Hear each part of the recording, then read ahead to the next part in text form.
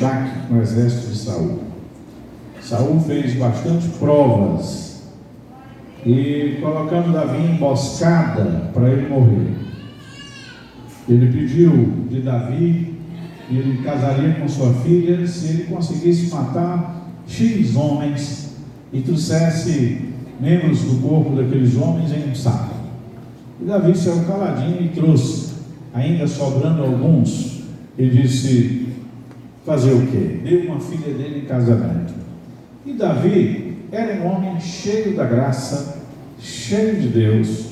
Quando ele tocava a harpa, tinha unção, nos seus dedos tinha unção. Onde Davi chegava, as coisas prosperavam. E assim foi. Só que a multidão começou a cantar o nome de Davi. Davi, onde passava, eles cantavam: Saul matou 1000, Davi matou 10.000, Saul matou 1000 e Davi matou 10.000. E aqueles mensageiros e os que cercavam Saul chegaram para ele dizendo: Saul, tem um negócio aqui meio perigoso para ti. O que é?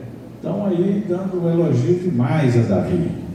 E tu és o homem aqui, não tem ninguém maior que o rei. E começou a surgir uma perseguição de Saul, já isolando Davi.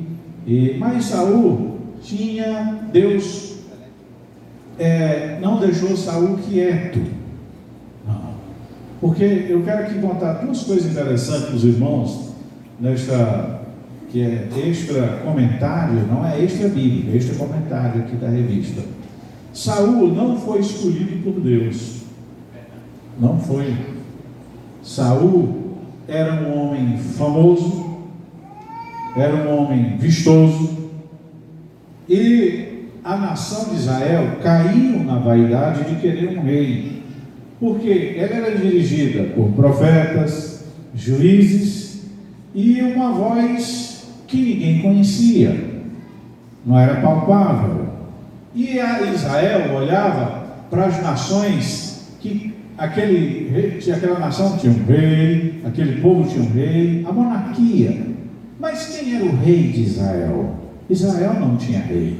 Israel tinha juiz, tinha profeta, e eles diziam assim: nós queremos um rei que reine sobre nós.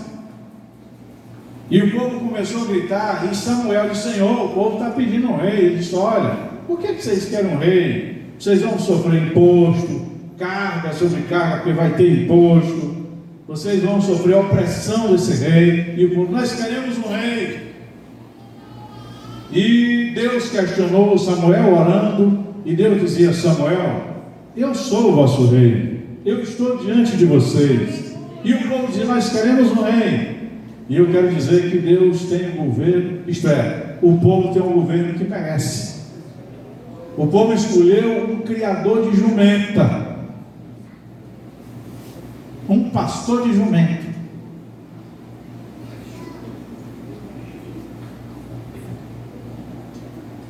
Escolheu um pastor de jumento. Saul estava atrás de um animal quando Samuel o encontrou. Isso quer dizer que a escolha das pessoas, geralmente quando a gente se reúne para escolher, nós corremos o risco de ter a pessoa que a gente merece. Mas escolha o criador de jumento, o criador de animal. Se eu fosse assim bravo, igual alguns pastores, e tivesse a resposta na ponta da língua como presidente da República, então dizia que o povo era tudo burro, porque queria ser dirigido por uma pessoa, criador exclusivamente de animal, não queria ser conduzido por Deus, não queria a teocracia, não queria ser dirigido exclusivamente por Deus. Eles queriam ter a vaidade de ter um rei, dizer: este é nosso rei. E o Senhor disse a Samuel: tudo bem, que eles tenham rei, é assim que eles querem. Eu vou chegar aqui sobre o exílio de Davi. Isso aqui é tão lindo, é tão importante, é tão rico, que me deu o desejo de falar para os irmãos sobre esse tema. Então Saul foi posto como rei de Israel. Primeiro consagrado como capitão, depois foi conclamado rei. Consagrado foi uma coisa, depois conclamado a rei. E ele ficou rei de Israel. Saul não agradava a Deus. Não. No entanto, tinha uma pessoa só que segurava Saul. Quem era? Samuel. Samuel segurava o ministério de Saul como rei. Até que um dia Deus disse: Samuel, não ore mais a mim. Por que tu me pede por esse homem que eu rejeitei? Desde o começo eu rejeitei ele. Todo o ministério de Saul estava seguro nas orações do profeta Samuel, e não pela vontade de Deus. Tinha hora que Saul estava crente, tinha hora que ele estava descrente, tinha hora que ele estava falando de Deus, temendo a Deus, e tinha hora que ele não temia a Deus. Quando ele se convertia, ele recebia uma palavra de Samuel, que ele se voltava para Deus, até profetizar, ele profetizava. E a Bíblia diz que ninguém profetizou bonito tal qual Saul, dentre todos os profetas que tinha, porque naquele momento ele estava recebendo a oração, a bênção de Deus por intermédio de Samuel, até que um dia, e Saul, ele temia mais Samuel do que a Deus. Saul tinha mais obediência a Samuel do que a Deus. Quer uma prova?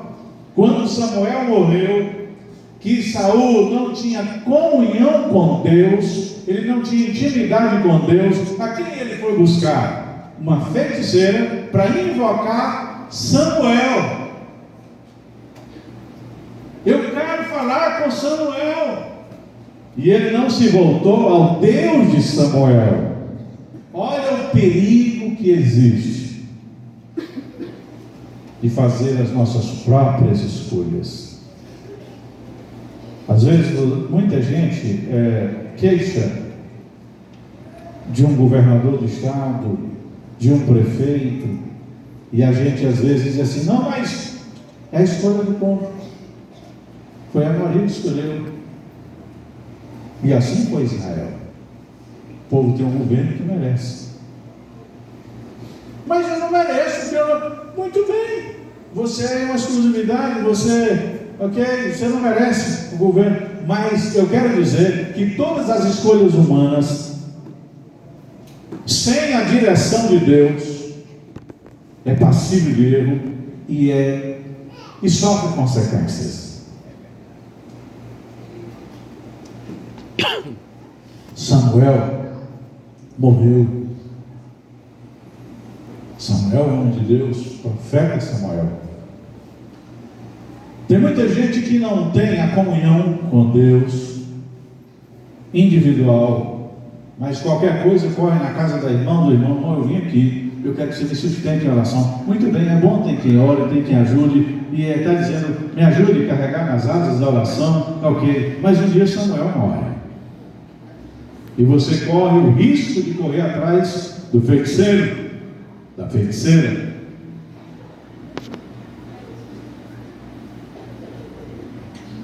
Morre. E cadê você, Deus? Olha o Isaías, profeta de Deus, mas ele recebeu uma vida confortável no período, porque Uzias era da linhagem dele, e Uzias se tornou rei, e não faltou nada na mesa de Isaías. No período em que Isaías não faltou nada na sua mesa, Isaías era uma espécie de segurança para Uzias, no aspecto de trazer palavras boas, palavras de confiança. Só que Isaías se encontrava numa esquina comendo espetinho. E conversa vai, conversa vem. Uma pessoa contava uma piada e ele caía na gaitada. Um trazia uma mentira, não estou dizendo que Isaías mentia, Mas aí ele já levava a conversa que eu ouvia naquele, eu já quero saber um negócio assim, aí um dia o rei Uzias morre, e Deus disse, agora eu vou te pegar, Isaías. Aí Isaías escreveu, no ano em que morreu o rei Uzias, eu vi o Senhor assentado, eu tive uma visão, e quando eu vi que eu teve aquela visão, meu espírito já foi se deslocando diante de mim, eu já ia morrendo, e ele começou a dizer, ai de mim, porque estou perecendo, e os meus olhos viram o Senhor dos exércitos, e agora eu sou um homem de lábios impuros, e habito no meio de um povo de impuro. Eu sou um homem, habito no meio de um povo de impuros lábios, e sou um homem de lábios impuros. E os meus olhos viram o Senhor dos exércitos. E ele já ia esfriando o corpo, a visão já ia escurecendo, ia ficando turva, ele já ia, seus artérios, seus pés iam faltando alento. Ele ia morrendo, mas Deus é misericordioso. Deixa os serafins, leva uma brasa lá. Milésimo de segundo, tocou nos lábios de Isaías. Isaías sentiu um calor, despurificado a tua iniquidade. Olha, coisa linda, escute bem. Nós vamos voltar aqui no Esaú e no Davi. Vamos lá. O Esaú, rei de Israel, não escolhido por Deus, porém levando a nação de Deus, conduzindo a nação de Deus, porque foi a escolha do povo. A escolha do povo. E há um perigo muito grande nisto. Aí conduziu Israel. Quantos anos? Me ajuda aí. 40? 40 anos. 40 anos conduzindo o povo de Israel. Deus levanta Davi, começa a preparar o Davi. Eu vou aqui chegar na caverna de Adulão, no exílio de Davi. Deus levanta um gigante para desafiar. Saul estava sozinho, não tinha a força de Deus nele. O gigante levantou e por um espaço de dias ficou dizendo, não tem um homem em Israel. Aí Deus criou uma situação, o Davizinho lá, cuidando das ovelhas, ruivo, um jovem. O pai dele disse, arruma aí o jumento, o animal, e desce lá, e leva uns queijos lá para os teus irmãos, leva pão. Me traz notícias dele. Nesse tempo não tinha WhatsApp, não tinha telefone, não tinha televisão, não tinha informação, não existia correio, lá era mensageiro nesse tempo. Lá em busca, como é que está lá? Me traz notícia. Lá vai o Davi descendo, a roupinha de pastor, um cajado, uma funda, um bornalzinho de couro, e desce um dia, 2, 3, 4, 5, 8, a 15 dias, caminhando, ele chegou onde estavam seus irmãos. O exército aí, milhares de homens. Era um bonito. E aí ele foi por tribo, porque era organizada a guerra. E ele foi por tribo até chegar onde seus irmãos. Ele estava lá, abraçou seus irmãos. Pois é, o papai mandou perguntar como é que você está. O que faz aqui? Eu trouxe pão, trouxe queijo, e eu vim receber notícia de vocês, saber como vocês estão. Quando ele estava conversando, lá sobe um homem quase à altura desse pé direito do templo aqui. Bom, fica estremecia. A voz grossa como voz de trovão. Entendeu? Não tem um homem, Israel. E Davi, o povo quietinho. E Davi olhou assim, dizendo, quem é esse? Esse circunciso aí que está afrontando o exército, não deu ouvido? Aleluia! Quem é? Não quero contar sobre essa batalha, mas Deus deu a vitória a Davi. Não vou me prender aqui, não quero vir aqui para o exílio de Davi. Davi venceu o gigante, cortou-lhe a cabeça com a força de Deus e foi para o palácio. Era um dos soldados do palácio, estava lá, guerreiro valente, forte na espada. Davi estava lá, Saul, quando ficava perturbado, Davi dedilhava a harpa e aquietava a situação de Saul. E naquele momento, Davi começou a se sentir confortável. Pergunta como é que está o papai, como é que está a mamãe. O papai, ele não falava da mamãe, depois eu explico para vocês por quê. Porque a Jessé era casado, a mãe dos rapazes que estavam em guerra não era mãe de Davi, só era mãe dos outros. Razão pelo qual, quando for escolher a rei, Davi não foi chamado, ele estava lá fora.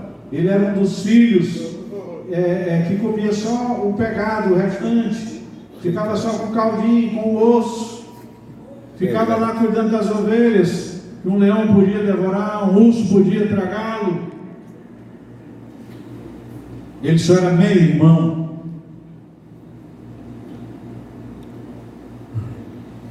É por isso que ele escreveu no Salmo dizendo assim: em pecado eu fui gerado, e em pecado concedeu o quê?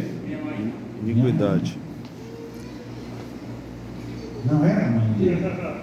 Quando foi chamando os irmãos mais bonitos, aí Samuel disse assim, agora veja só, eu lembrei uma frase do irmão dizendo assim: Samuel, cheio do Espírito Santo, errou quantas vezes?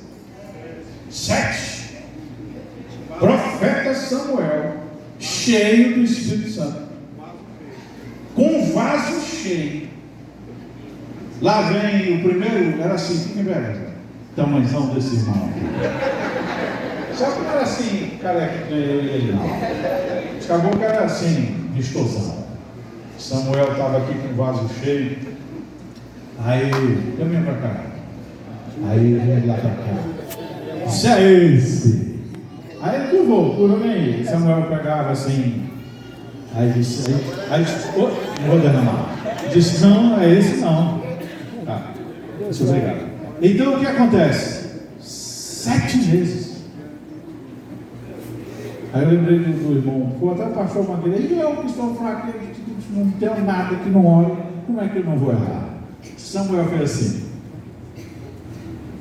não, Samuel, tu olha para a aparência, mas eu vejo dentro da pessoa, diz Deus, não é esse não. Aí até que ficou todo, já acabou mesmo. Pelo grito de Samuel, e acabou, não tem mais nenhum filho, que negócio é esse que Deus disse que não é? Como é que é isso? Disse, não, tem um, ainda tem um ainda. Não, agora, vamos jantar aqui enquanto ele vem. Disse, não, ninguém come, não bebe enquanto ele não chegar, esse moço tem que chegar. Ele estava, era uma distância até razoável, foi lá, dava para cantar o hino 380 10 vezes, até Davi chegar.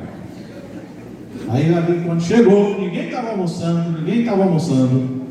Quando Davi chegou, que bateu o pé, aí o Senhor disse, é isso aí que eu escolhi. Daí começou a história de Davi. Davi começou a ficar confortável no palácio, ficar achando bom, e quando ele tocava, ele cantava. Já tocava, o espírito que perturbava Saul parava. Mas um dia, Davi pensava que as coisas eram natural, que todas as vezes que cantava ele estava cheio, que todas as vezes o Espírito Santo estava cheio, que ele não necessitava de orar, não necessitava de buscar, e ele estava aqui tocando. Quando ele pensa que não, o Espírito imundo já não recebeu o impacto que ele olha, o Saul possuído do Espírito imundo com uma lança pontiaguda, que ele olha que joga a lança em Davi se esquiva, e a lança passa, cravou na parede. É por isso que autoconfiança não pode ter em nós. Não tem autoconfiança. Nós somos dependentes de Deus todo o tempo. Quem entendeu diz glória a Jesus.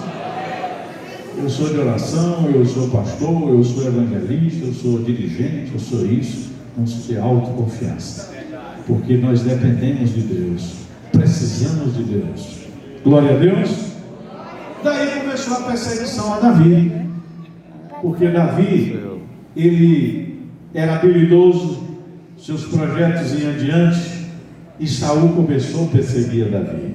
E Davi, para escapar, teve uma pessoa que Deus usou, um filho de Saul chamado Jonatas, que ouvia o pai dizendo as estratégias para matar Davi. E dizia: nós vamos marcar um grande almoço aqui, e Davi vem para cá e nós matamos ele aqui. Preparou os homens para matar Davi. Marcou um banquete. E chamou Davi, porque ele era um dos oficiais, para ele vir. O Jonatas, ouvindo aquilo ali, foi por fora e disse: Davi, não vai para o banquete hoje. Não vai. E você sabe quem foi que sofreu o perigo de a lança matar? Saul jogou a lança contra o seu próprio filho, porque ele descobriu que Jonatas tinha avisado Davi, e ele queria matar Davi. Ele fez uma casinha para matar Davi, e Deus estava guardando Davi. Dali então, Davi disse: e agora, como eu vou me apresentar diante do rei? Ele disse: olha, tu te esconde no lugar X, e eu vou chegar lá, eu vou te contar. Tu fica de trás de uma pedra, e eu vou pegar uma lança, e vou jogar uma flecha bem alta, e quando ela cair lá, é eu. Depois alguém, porque ele não andava só, Jonatas era príncipe, e ele não andava só, tinha os guardas que lhe acompanhavam. Daí eu vou pedir os meus serviçais que fiquem, e vou até na lança, e te encontro, e passo para ti qual é a estratégia que meu pai está fazendo para te matar. E quando os homens ficaram lá, seguraram o arco, e Jonatas foi buscar a flecha. Quando chegou lá, ele abraçou Davi, chorou e disse: vive o Senhor, que tu serás rei de Israel. Mas meu pai procura te matar. Foge daqui, vai para longe daqui. Meu pai procura te matar. Eu sei que tu serás rei de Israel.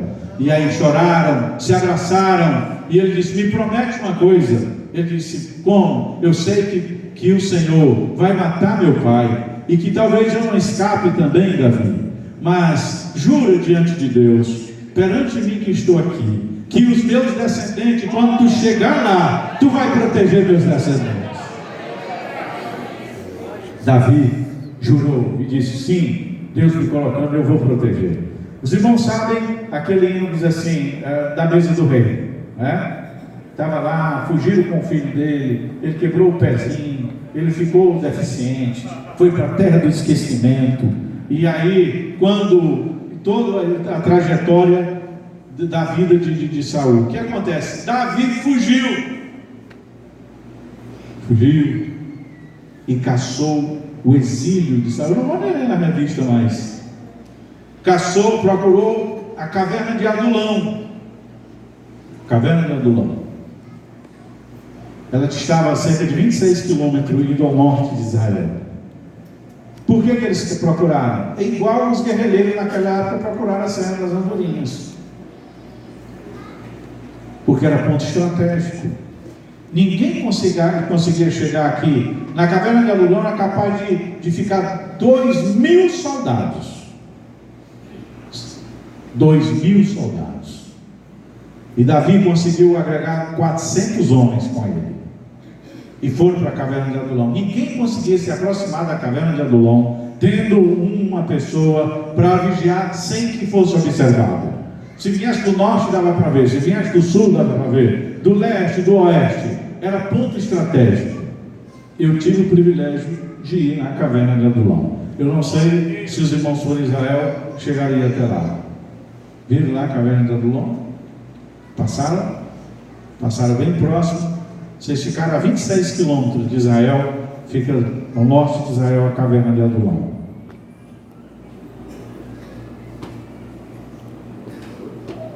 Davi estava lá. Agora tinha uma coisa interessante.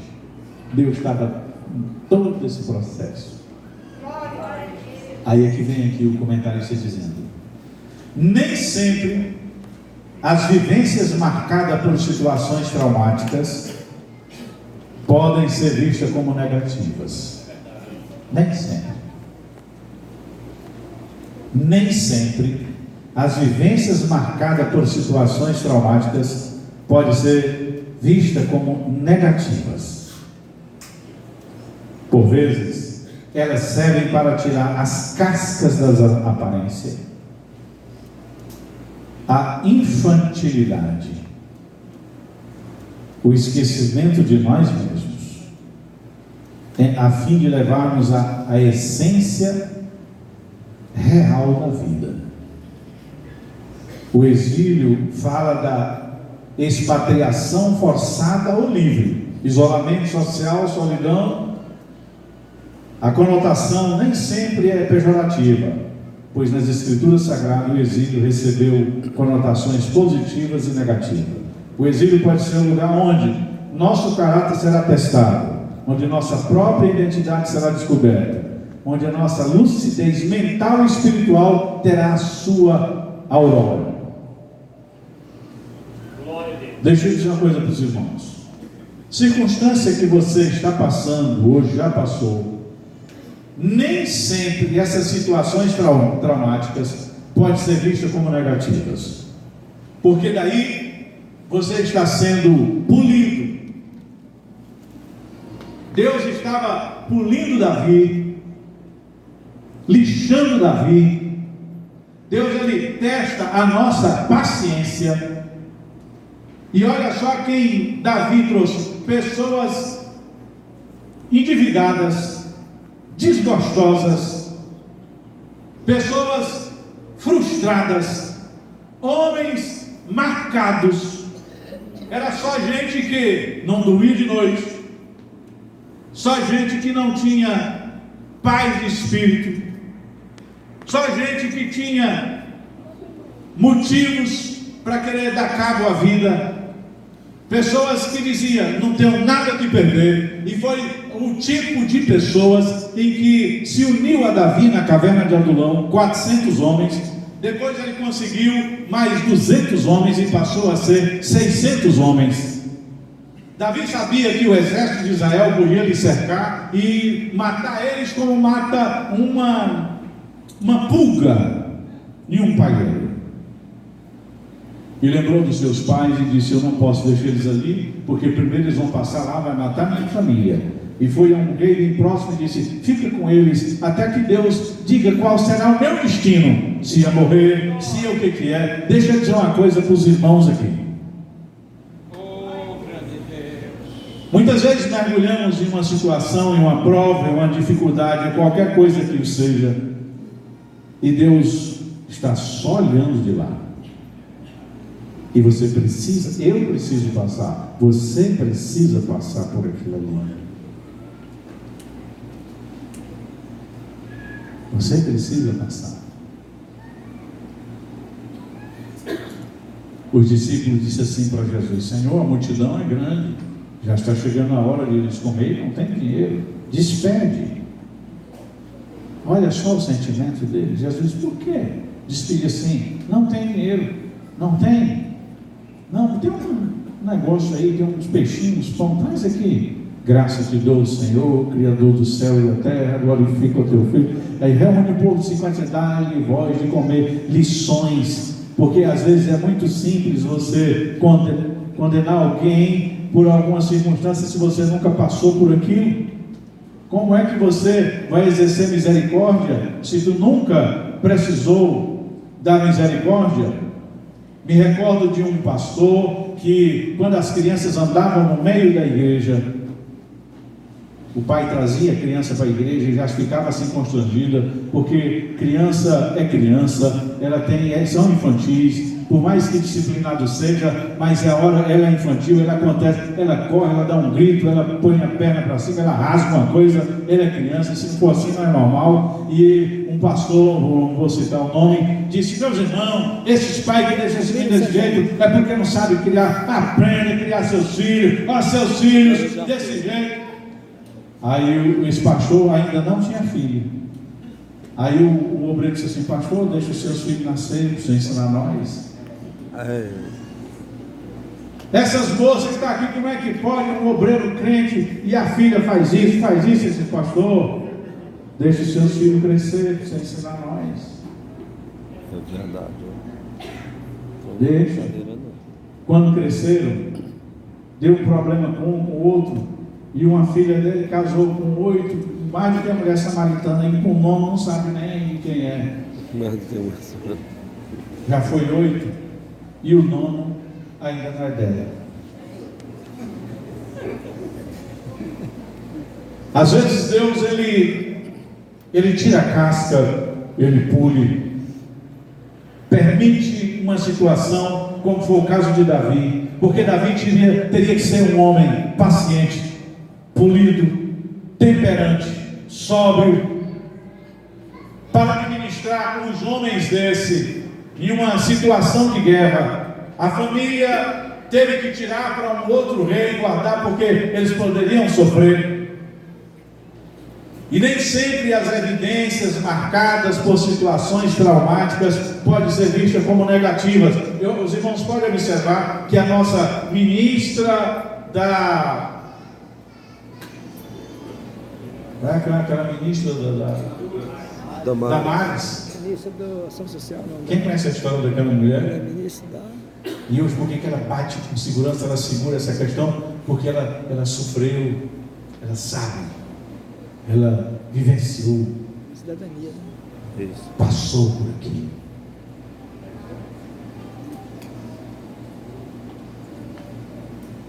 Isso aqui é lindo, irmão. Isso aqui é profundo.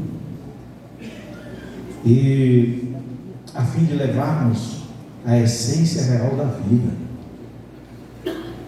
existe, Deus permite para que a gente leve a essência real da vida. E esse exílio fala de expatriação forçada ou livre. E a conotação nem sempre é pejorativa, pois nas escrituras sagradas o exílio recebeu conotação positiva também e também negativa. O exílio pode ser o lugar onde nosso caráter será testado. E Deus, ele faz isso. Ele conduziu Israel pelo deserto, que podia ser 1 ano e 6 meses. Mas Deus permitiu eles peregrinar pelo deserto da Jordânia, do Egito, de Israel, e até ser levado a alguns cativos pela Síria, o rei da Síria. Guerras e mais guerras, só para ouvir uma frase só para dizer assim: só o Senhor é Deus. Vamos dizer juntos essa frase? Só o Senhor é Deus. Reconhecer Deus em nossos caminhos. E Davi era querido de Deus porque ele ajudava os feridos, não deixava um soldado para trás.